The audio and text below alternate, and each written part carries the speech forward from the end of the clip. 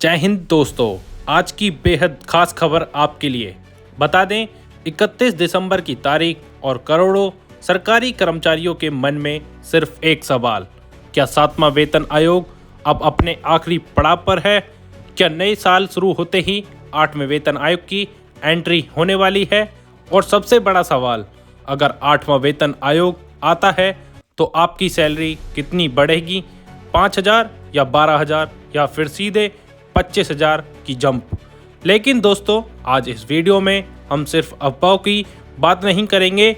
आज हम करेंगे पूरी गणना, बेसिक पे से लेकर फिटमेंट फैक्टर, टीए मर्जर और ग्रेड पे तक, सब कुछ स्टेप बाय स्टेप।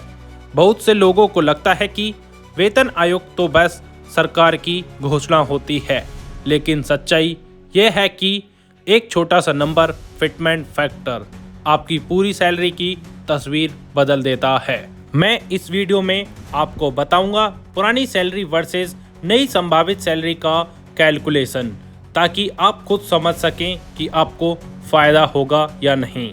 अगर आप केंद्र सरकार के कर्मचारी हैं, राज्य सरकार में हैं या फिर पेंशनर हैं, तो ये वीडियो आपके लिए बहुत ज़्यादा ज़रूरी है, क्योंकि वीडियो के आखिर में बताऊंगा वो एक अहम अपडेट जिसके बाद आप खुद तय कर पाएंगे कि 8वें वेतन आयोग कब और कैसे आ सकता है।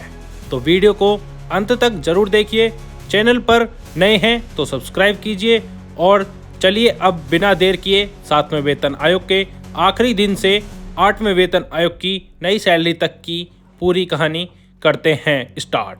नमस्कार दोस्तों, DPL न्यूज़ में आपका स्वागत है। बड़ी खबर आपको बता दें, 31 दिसंबर से खत्म हो रहा है 7वां वेतन आयोग। अब 8वें वेतन में इतनी हो जाएगी सैलरी। आपको बता दें, 8वां केंद्रीय वेतन आयोग को लेकर केंद्रीय कर्मचारियों और पेंशनर्स में काफ़ी उम्मीदें हैं। सभी की नज़र इस बात पर टिकी है कि नया वेतन कितना बढ़ेगा और फिटमेंट फैक्टर कितना तय किया जाएगा। आपको बता दें, 8वां केंद्रीय वेतन आयोग को लेकर केंद्रीय कर्मचारियों और पेंशनर्स में काफ़ी उम्मीदें हैं। सभी की नज़र इस बात पर टिकी है कि नया वेतन कितना बढ़ेगा और फिटमेंट फैक्टर कितना तय किया जाएगा। जानकारों के मुताबिक अगर 8वें वेतन आयोग में 2.15 का फिटमेंट फैक्टर लागू होता है तो कर्मचारियों की बेसिक सैलरी में अच्छी खासी बढ़ोतरी देखने को मिल सकती है। हालांकि 7वें वेतन आयोग का कार्यकाल 31 दिसंबर 2025 को खत्म हो रहा है और नया वेतन 1 जनवरी 2026 से लागू होने की संभावना है, लेकिन सरकार को रिपोर्ट्स मर्जर करने में करीब 2 साल लग सकते हैं। ऐसे में कर्मचारियों को एरियर जरूर मिलेगा, पर बढ़ी हुई सैलरी थोड़ा इंतजार कराने के बाद ही हाथ आएगी। आपको बता दें, क्या है फिटमेंट फैक्टर?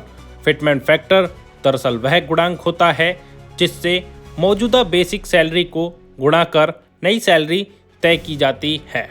नेक्स्ट डिग्म के डायरेक्टर रामचंद्रन कृष्णमूर्ति के अनुसार फिटमेंट फैक्टर तय करते समय महंगाई, जीवन यापन की लागत, CPI इंडेक्स, सरकार की वित्तीय स्थिति और प्राइवेट सेक्टर से तुलना जैसे कई पहलुओं को देखता जाता है। आमतौर पर बेसिक पे और ग्रेड पे को आधार बनाकर यह तय किया जाता है कि कर्मचारियों को कितना इंक्रीमेंट दिया जा सकता है। महंगाई जितनी ज़्यादा होती है, फिटमेंट फैक्टर उतना ही ऊंचा रखने की ज़रूरत महसूस होती है। 2 गुना से ज़्यादा का असर दिखेगा अगर 8वें वेतन आयोग में फिटमेंट फैक्टर 2.15 तय होता है, तो सैलरी में सीधा 2 गुनों से ज़्यादा का असर दिखेगा। उदाहरण के तौर पर अगर किसी कर्मचारी की मौजूदा बेसिक सैलरी 18,000 है, तो 2.15 फिटमेंट फैक्टर के हिसाब से नई बेसिक सैलरी 38,700 हो सकती है। वहीं 50,000 बेसिक पाने वाले कर्मचारी की सैलरी बढ़कर करीब 1,07,500 तक पहुंच सकती है। यही नहीं, चूंकि DA, HRA और पेंशन जैसी सुविधाएं बेसिक सैलरी पर ही निर्भर करती हैं, इसलिए कुल मासिक आय और रिटायरमेंट बेनिफिट्स में भी बड़ा उछाल आएगा। आपको बता दें, अलग अलग लेवल के कर्मचारियों की सैलरी पर बात करें तो अगर अलग अलग लेवल की बात करें तो लेवल 1 में 18,000 की बेसिक सैलरी बढ़कर 38,700, लेवल 6 में 35,400 से 76,110 और लेवल 10 में 56,100 रुपये से बढ़कर करीब 1.20 लाख हो सकती है। वहीं सीनियर अधिकारियों के लिए यह बढ़ोतरी और भी ज़्यादा होगी। लेवल 15 में 1.82 लाख की बेसिक सैलरी 3.91 लाख, जबकि लेवल 18 में 2.5 लाख सैलरी से बढ़कर करीब 5.37 लाख तक पहुंच सकती है।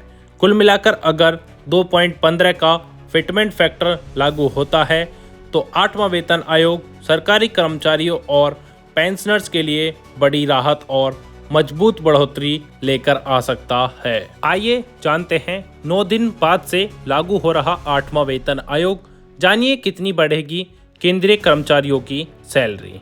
केंद्र सरकार के कर्मचारियों और पेंशन भोगियों के लिए 31 दिसंबर 2025 एक अहम तारीख है, क्योंकि इसी दिन 7वें वेतन आयोग की अवधि औपचारिक रूप से खत्म हो जाएगी। केंद्र सरकार के कर्मचारियों और पेंशन भोगियों के लिए 31 दिसंबर 2025 एक अहम तारीख है, क्योंकि इसके साथ ही 8वें वेतन आयोग को लेकर उम्मीदें तेज हो गई हैं। अक्टूबर 2025 में केंद्र सरकार ने 8वें वेतन आयोग के टर्म्स ऑफ रेफरेंस को मंजूरी दे दी है। आयोग को नवंबर 2025 से करीब 18 महीने का समय दिया गया है, जिसमें वह वेतन भत्तों और पेंशन से जुड़ी अपनी सिफारिशें सरकार को सौंपेगा। आइए जानते हैं क्या है डिटेल। सरकार परंपरा को देखे तो 1 जनवरी 2026 को नई वेतन संरचना की कागजी प्रभावी तारीख माना जा सकता है, लेकिन इसका मतलब यह नहीं है कि उसी समय से कर्मचारियों की सैलरी बढ़कर खाते में आने लगेगी। एक्सपर्ट्स का कहना है कि प्रभावी तारीख और असल भुगतान के बीच अक्सर लंबा गैप रहता है। 7वें वेतन आयोग में भी ऐसा ही हुआ था।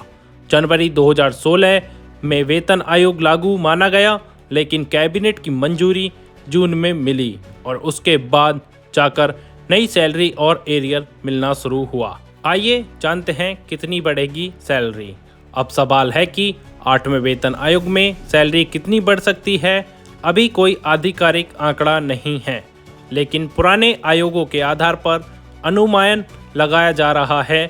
6वें वेतन आयोग में औसतन 40% तक बढ़ोतरी हुई थी, जबकि 7वें वेतन आयोग में यह बढ़ोतरी करीब 23 से 25% रही, जिसमें फिटमेंट फैक्टर 2.57 था। 8वें वेतन आयोग में शुरुआती अनुमान 20% से 35% तक की बढ़ोतरी की ओर इशारा कर रहे हैं। फिटमेंट फैक्टर 2.4 से 3 के बीच रह सकता है, जिससे खासकर निचले स्तर के कर्मचारियों को बेहतर फायदा मिल सकता है। हालांकि अंतिम फैसला कई बातों पर निर्भर करेगा। आने वाले महीनों में महंगाई का स्तर, सरकार की वित्तीय स्थिति, टैक्स से होने वाली आमदनी और राजनीतिक संतुलन। जानकारों का मानना है कि सरकार एक फील गुड बढ़ोतरी देने की कोशिश करेगी, लेकिन भत्तों और डीए में बदलाव सोच समझकर करेगी। फिलहाल इतना माना जा रहा है कि जनवरी 2026 सिर्फ संदर्भ तारीख होंगी, जबकि असली सैलरी बढ़ोतरी और एरियर संभवतः 2026 से 27 के दौरान मिलेंगे। यानी उम्मीदें रखें, लेकिन थोड़ा इंतजार करने के लिए तैयार भी रहें। ऐसी ही डेली अपडेट्स के लिए सब्सक्राइब करें DPL न्यूज़ और बेल आइकन को दबाना ना भूलें, जिससे हमारी अपडेटेड वीडियो सबसे पहले आप तक पहुँचे।